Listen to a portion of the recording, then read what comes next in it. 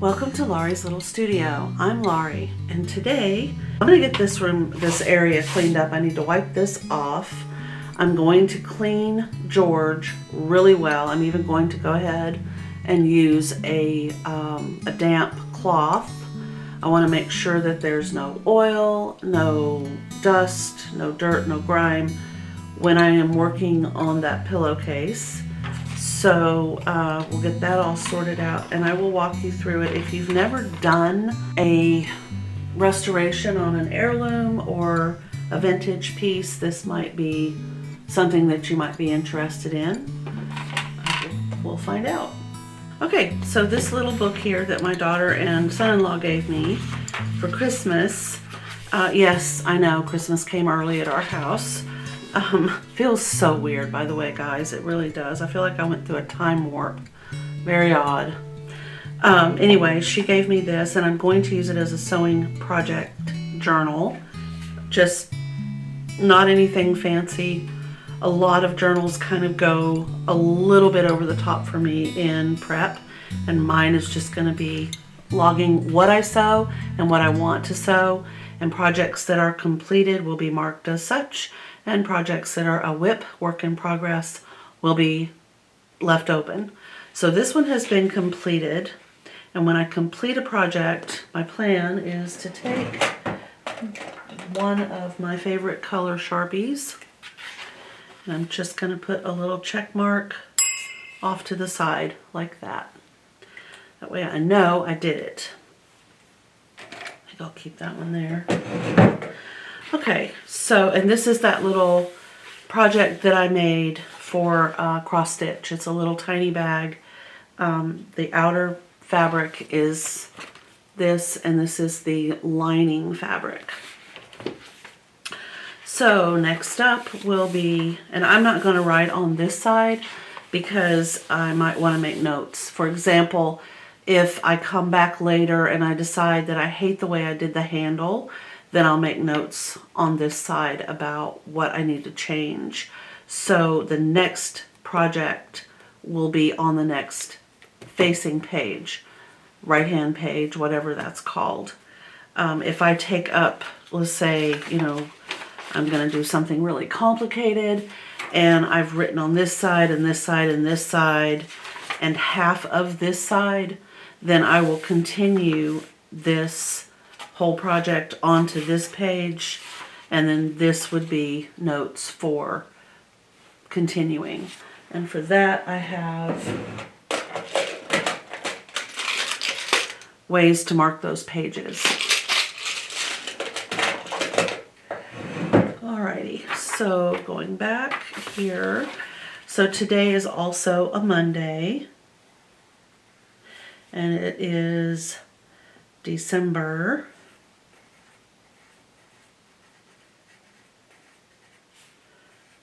I believe it's the 20th. Yes. Wow. Of 2021. And that's basically all I'm doing.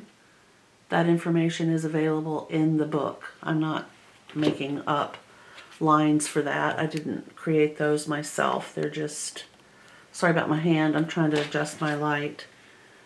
See, is that helpful? We're going to have to get that sorted out because that will affect how this project looks. So I'll be right back.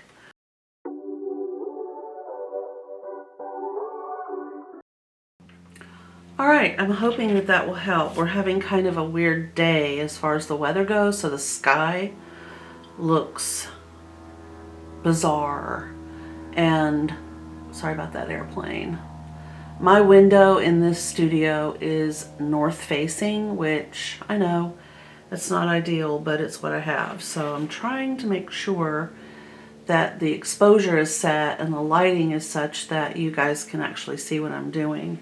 I'm going to try to zoom in just a wee bit. Okay. All right. I haven't done any work on George, my sewing machine, or the sewing area yet. I'm just going to continue to write what I'm doing. So it is, the project is vintage embroidered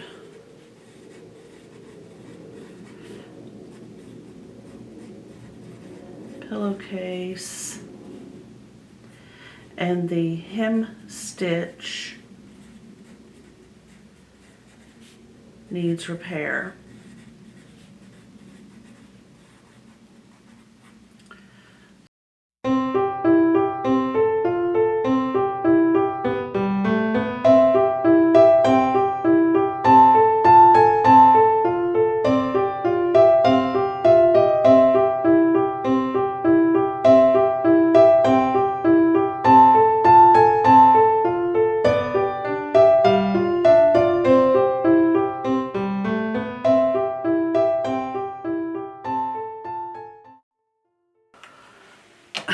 This cute little pin cushion keeps falling over because the bottom is so uneven, and I am at that point where I cannot move forward until I deal with this. So I'm going to get a piece of heavy cardboard.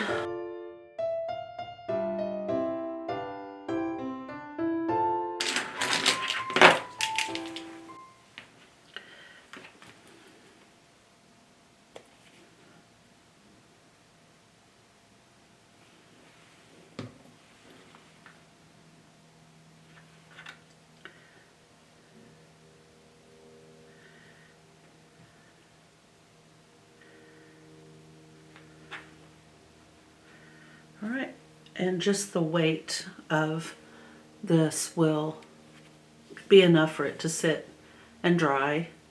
I used a lot of glue, but that's fine. So I'm going to set it over here out of the way, let it dry. It did not fall over, so I know that's going to work, which I needed it to. We have cleaned the sewing machine, we've replaced the sewing needle. Now it's time to roll up some thread. We need both bobbin and needle thread to be this Gutermann. It's 100% polyester. It's very strong for its weight, which is kind of what you want. Now when I load my sewing machine, I want my thread to exit in a counterclockwise motion, which is what this is doing.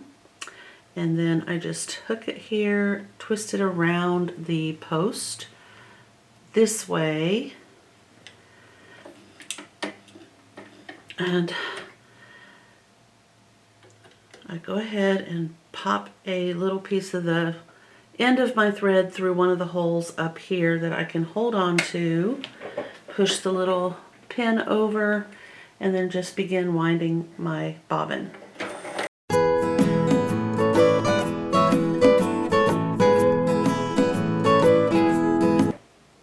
And we're done. Okay, so sometimes it just gets a little carried away and I just rewind a little bit of that extra slack back onto the big spool. And then I'm going to cut like so. Have a nice big spool of ecru thread. When I take it off of the bobbin pin, I turn it over. So I take it off like this. I'm going to flip it over and put it in here, and it should wind out clockwise, which it's doing. Then I'll go ahead and thread it into the bobbin case and check the tension, which that's perfect, and load it up in the hook. Oh, and I wanted to point out, if you've never seen me do this before, I do not wet the end of my thread. I do not wet my fingertips. I just simply thread the needle. If it won't go through, if your thread is just like, it's not happening, try cutting off just a little piece of the end of your thread at an angle, like this. If this is the thread and these are your scissors, just cut it at an angle so that you have a sharp point, and then run dry fingers down the needle. That will help remove any static electricity that may be causing your thread to say, I'm not doing it. So you'll never forget that, by the way, what you just saw. but it's usually static. Sometimes your thread is just too big for the sewing needle, and that could be the issue. But almost always it's static. So if you just take your fingertips and just run them down your needle, that will help. And then, like I said, don't wet it, just cut it at an angle, and you should be able to just thread your needle without a problem.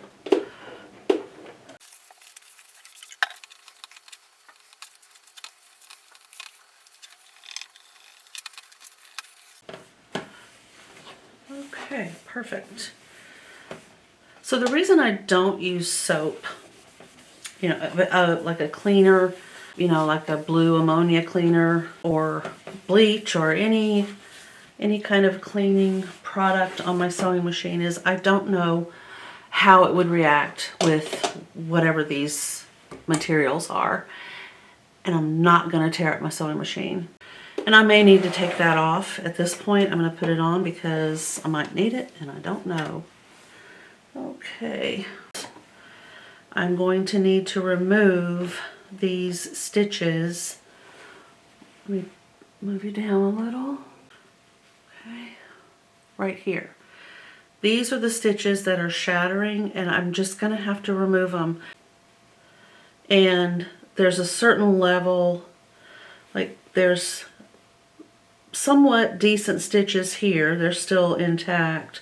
But then back this way, there are holes, and you can see this has become weakened as well. So this just has to be removed.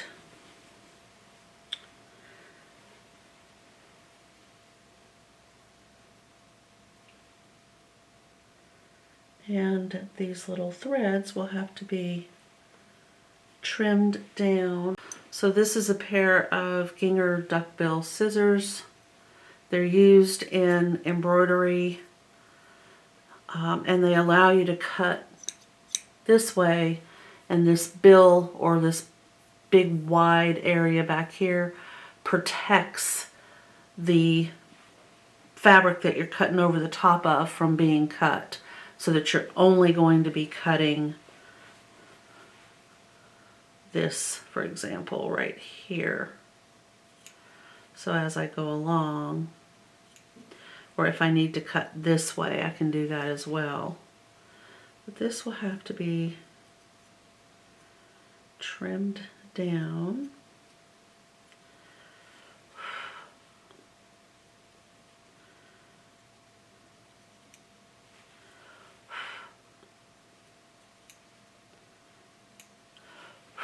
Now, when you're doing a restoration on any type of heirloom, it's always good to document that. So if you know when this was created, say it was finished and maybe even in use in like 1950, we'll say. If you're framing it, which I believe my friend is, I think she indicated that she wants to put this in a frame, which I think is fantastic. But either on the back of the frame or somewhere within the frame, I would create like an acid-free envelope and put, you know, who made it, what, you know, the name of the person, the time frame when it was made, and then the restoration and the date and what was done, which I will include with this when I return it to her. I'll let her know what I used. If I have any entree left, I'll include that with this so that she'll be able to see it, and then she'll have a complete idea of the product used and the time, you know, when it was done, that sort of thing.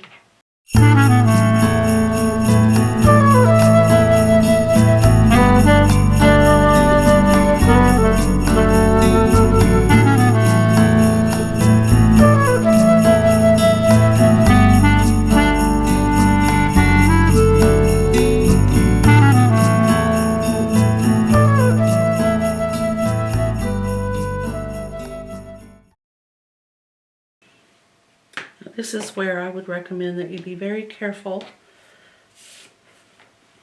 Would be really tempting to just start trimming right here, but I have another layer of fabric under here and right here.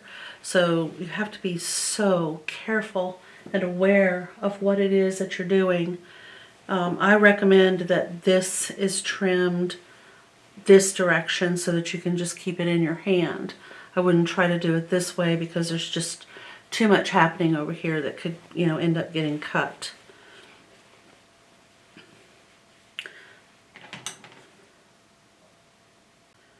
And I'm using the fingers on my left hand right here to kind of feel to make sure that I don't have anything under what it is that I'm cutting. I can also see, I can see my skin through the hem stitch there, but I'm not going to rely on just that.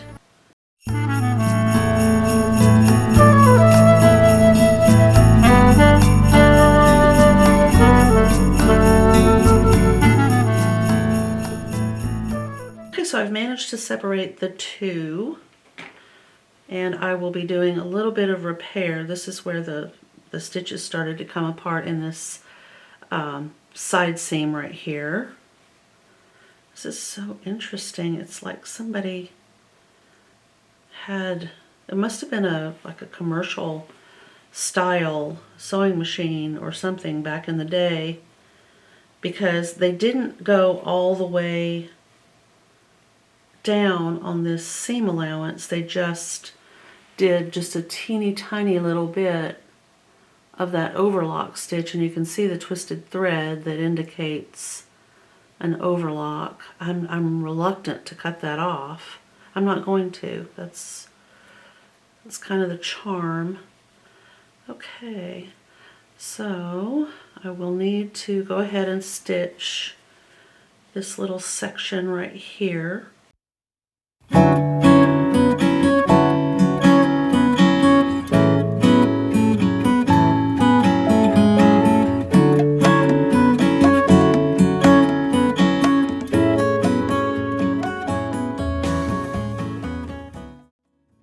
So I have some similar fabric to this. It's basically the same weight. This is like a bird's eye cotton kind of, but this is soft and very worn like this. So I'm going to fold this in half, and I'm going to do a row of straight stitches just to see what that looks like, if it compares to what is on the existing item.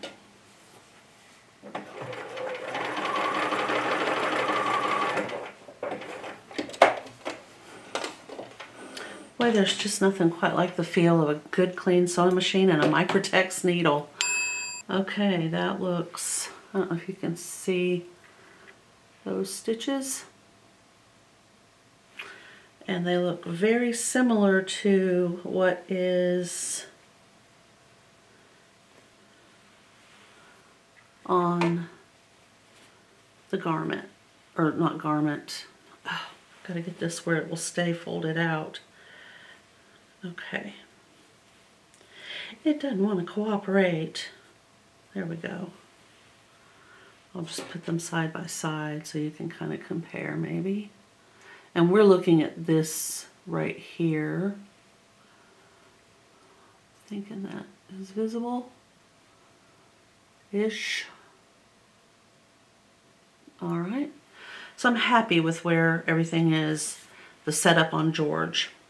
Now I'm going to, like I said, I want to leave these. I know that sounds odd, but it was part of the original construction of this pillowcase. Okay. And I'll overlap a couple stitches. There we go. All right, I'm quite happy with that.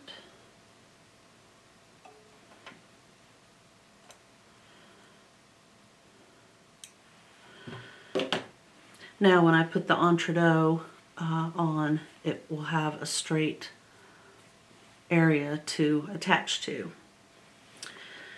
Right. Now let's look at the band. there was a spot. Yeah, see right there where the band is starting, the seam is, that's holding it together is starting to also come apart. So I'm going to turn that right sides together, wrong sides out, and just stitch the spot that's missing stitches. I don't need to go crazy and stitch all the rest of it. And again, the way I do this is I just put my index finger, let me get you where you can see what I'm doing. The thread from the sewing machine needle and the bobbin are right here, and I'm going to put my index finger on that to hold it so that it won't loop up underneath this.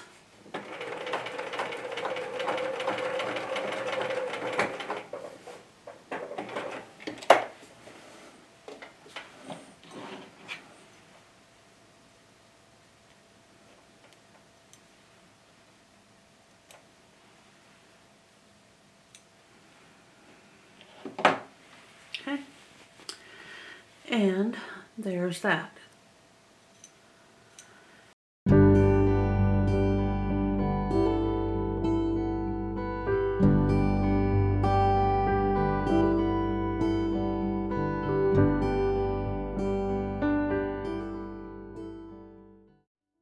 If you find that you're impatient, if you think, oh gosh, sometimes that happens. Sometimes you're just like, I just don't think I can do another inch.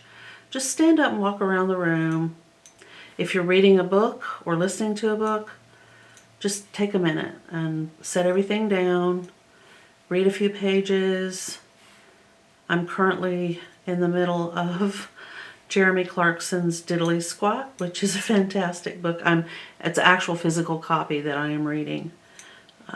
But whatever book it is that you happen to be reading, or if you're listening to something, or if there's a podcast you like or whatever, just take a break.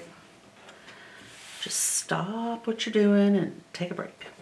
Okay, so before I do anything with this band, in order to get a really pretty attachment, I'm going to have to press it. And there's nothing wrong with pressing an heirloom, legacy, vintage, fill in the blank fabric. You do just have to be careful. But I want this to attach pretty. And if I don't press it, it won't attach pretty. So this gets pressed and this gets pressed. And I do it both with the bit of starch. So honestly, the only good way to press with starch is to spray, allow this to dry, and then press it. So I'm going to press this, or starch this, and starch this. Before I take this to the ironing board though, I want to check. I've got some spots that I need to trim just like I did there.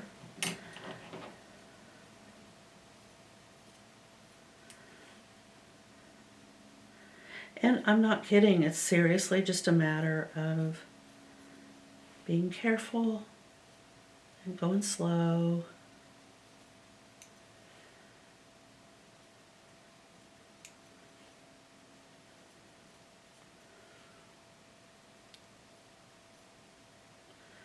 Let's see, I've got little fuzzies from where I've been cutting.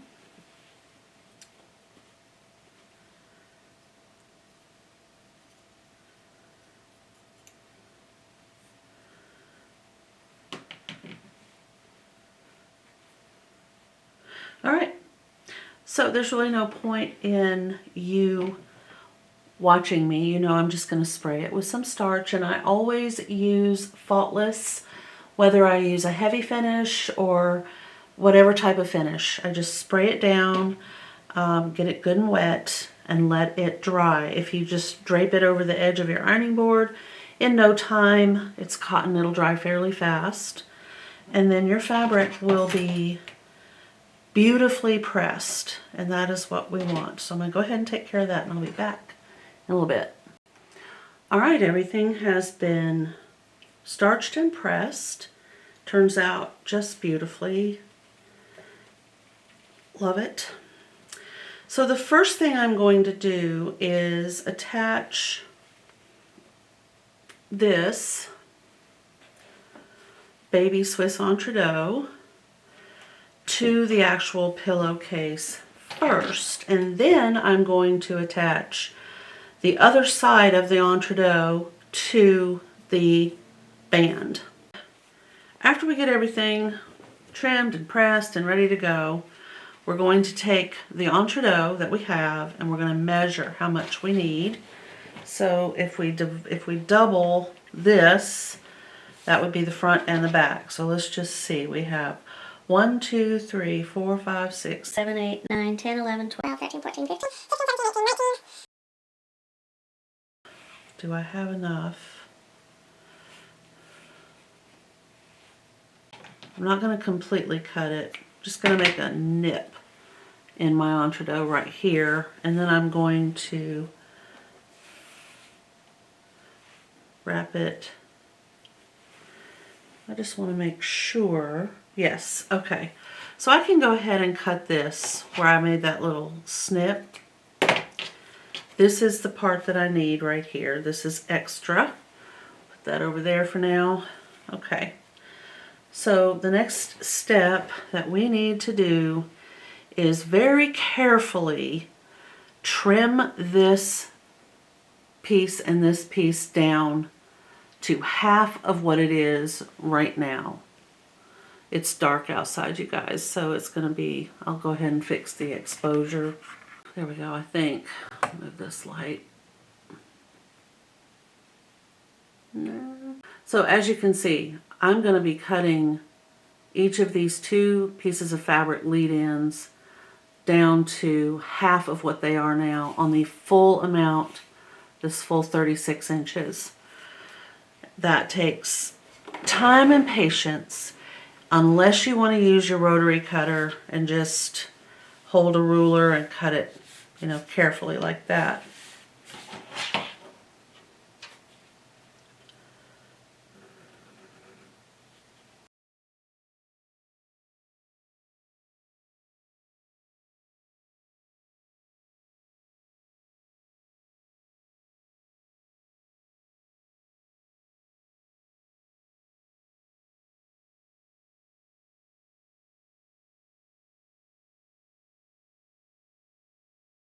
Okay, and I find it absolutely imperative that you do both at the same time.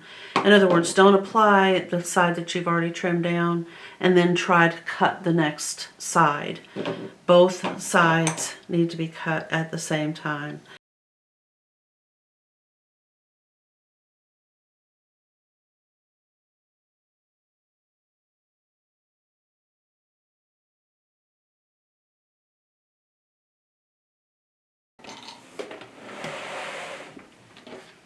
So the next step is to put the sewing machine in a straight stitch.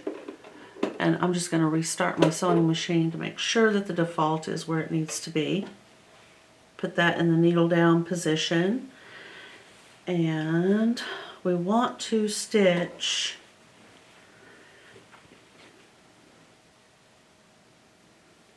right sides together. Right along, just put the edge of the fabric that's next to the Entredaux, right here, right along the edge of the pillowcase.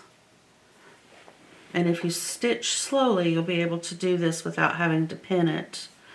All right, and then drop your presser foot down and pop your needle over to the right one. And make sure that you're going just slightly past the actual Entredaux stitching.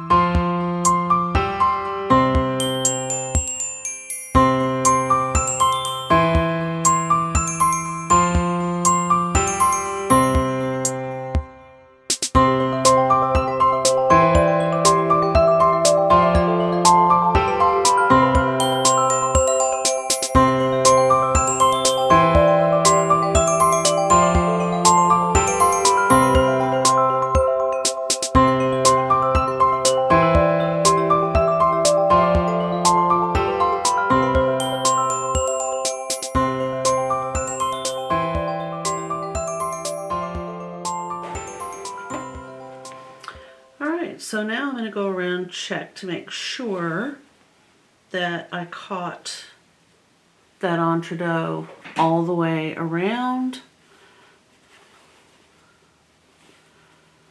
which I believe I have, all the way right along that edge. I want to use a small zigzag, and I don't want to catch the entredeux.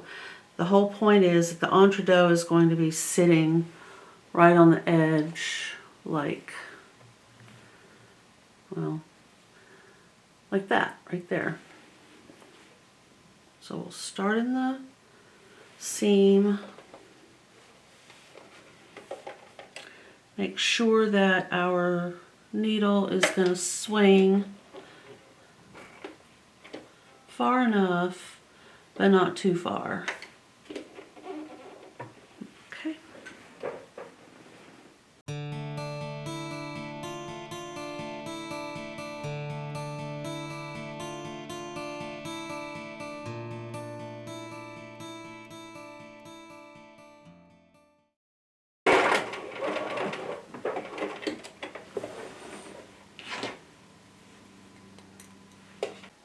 Okay, so I have turned the band so that the right side is right sides to the pillowcase, like so, over the top, and I'm going to match up this side seam with this side seam, right sides together. I'll go ahead and clip that with one of my clips.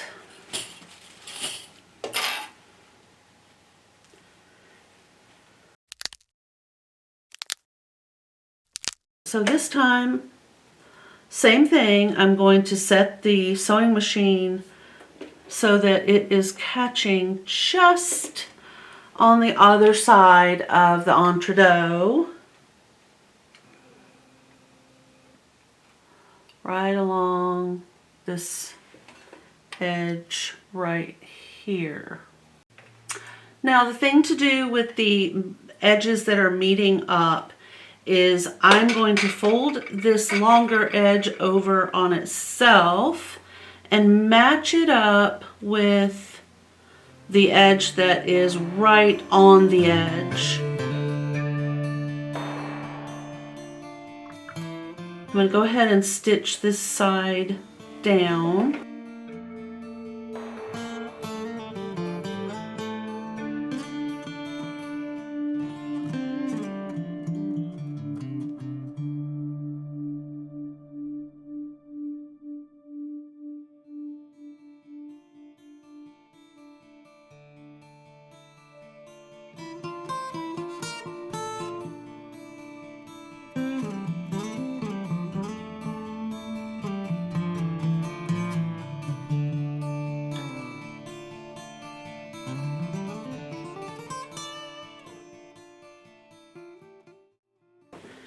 Make sure everything looks just the way I want it to look.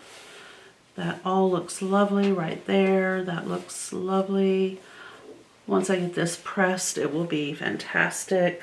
I love using entredeux to attach one section of fabric to another section of fabric. And, you know, a lot of people think it's just for children's clothes, but just imagine if you used it on a very fancy blouse. You know, in the shoulder seam, you attached a sleeve to the shirt at the shoulder seam with entredeux. It would be gorgeous. All right, now what I need to do, before I do the second set of entredeux, I want to make sure my sewing machine looks good. I'm just going to be that picky about things. So I'm going to take this table off. I see a lot of lint right here on the throat plate. So let's open this, look for some dust, drop those feed dogs, pop off the throat plate. There's a lot of dust right there. So, or lint, I guess, in my case. So there's some lint. I don't know if you can see it right there. A lot of lint. Cotton fabric and cotton thread are huge lint producers. And to be completely honest with you,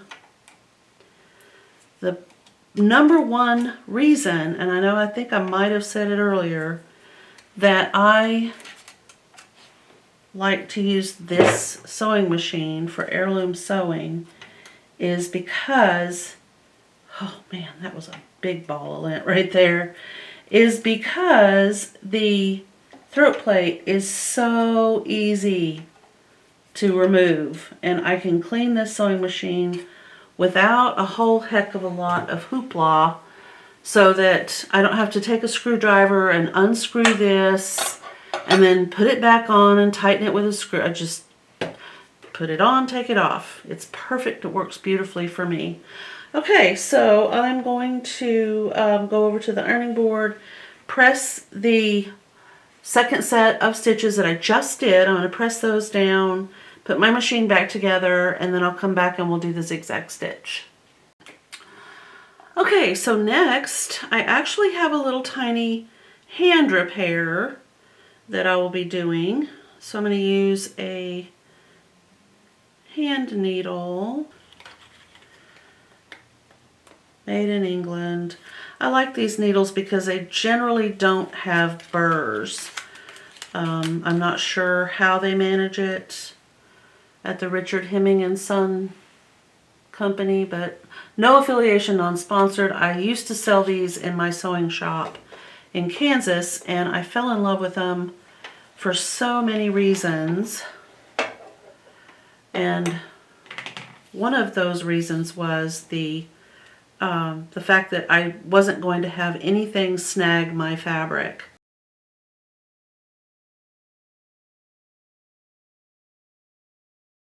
And oh, whoop, wrong button. And I'm quite happy.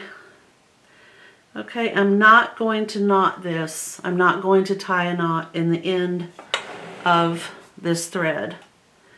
And I'm only going to use one thread. I'm not going to double it up. All right, the reason I'm not going to knot it up is because, I gotta cut this out right here. I'm going to loop it a couple times on the back through the excess fabric right here, and then that will serve as my knot. Oh, I didn't show you what's wrong, did I? Oh, okay. So right here where my ends meet, there is a spot where this pillowcase side seam was coming undone. The stitching has begun to degrade right there. So I'm going to fix that by hand. I don't want to try to do it by the sewing machine because it might gob it up. The sewing machine could easily just, push it down. You know how sewing machines are. They can be kind of mean. I need to attach this piece of entredot on this side to this piece of entredot on this side to close up that little gap. And basically what that means is I'll go through the entredot actually using the embroidered part, which are the holes. So the next step after completing all of that is to go over to the ironing board and press this seam nice and flat right here. And then we're going to run that last zigzag on the stitch that connects the band to the entredot, and then we'll be done. All right, so until I zigzag it, this is where we are. It looks really good. And set my machine on zigzag, drop it down to 1.5 stitch length and stitch width for sure. And then we're just going to go right over that top edge, doing kind of what I call, or I guess in the actual world of heirloom sewing, we refer to it as a roll and whip, but it is just a zigzag.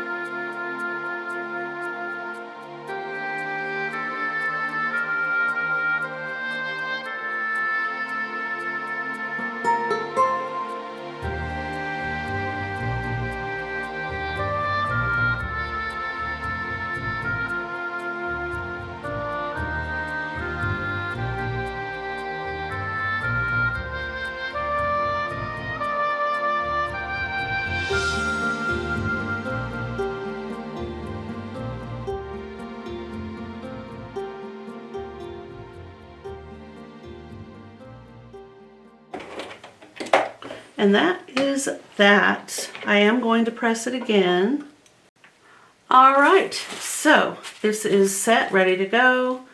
This is the embroidery that I had nothing to do with. This is the repair done to the section that was attached using entredot or a hem stitch that we have just redone. So, and that's the other side right there that I know you can't see. So I'm going to put that here. And I think that looks really nice. Okay, so I will fold it up. I am going to include a handwritten note. I mean, she's got the video. She's got the video to watch in the future should she need information about what was done. But with a handwritten note, I can include a little bit piece of the entredot, and she'll have a note that she can attach to this if she wants to. So, all right, there we go. Okay guys, if you enjoyed this video, please give it a thumbs up. If you have not subscribed, please consider doing so. And I will see you in the next one. Thank you. Bye.